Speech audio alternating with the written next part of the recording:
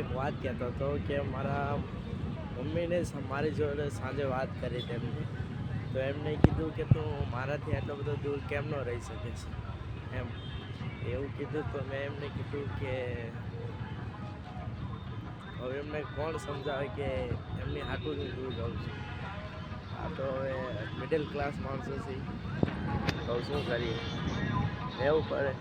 જે અમુક માણસો જે કિસ્મતદાર હોય છે કે એમના બાપ દાદાનો ધંધો એમને મળી રહે છે, કે પોતાના ઘરથી કે દૂર નહીં જવું પડતું, તેમને ત્યાંથી જ બધું મળી રહે છે. ગામમાં જ કે ગમે ત્યાં બાપ દાદાનો ધંધો હોય પોતાનો પ્રાઇવેટ, તે સંભાળી લે છે. અમે શું કરીએ, એટલે અમારે દૂર રહેવું પડે છે, ના છૂટકે ભાડાના મકાનમાં રહેવી, કંઈ પણ જોબ કરી લઈએ, 15-20 હજારમાં અમારો ગુજારો કરી લઈએ, એડજસ્ટમેન્ટ કરી લઈએ. અમારા શોખ મારીને અમે ઘરના જવાબદારી નિભાવી લઈએ.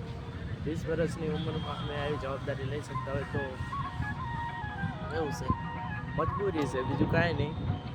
હવે આ તો કરવું પડે. Thank you.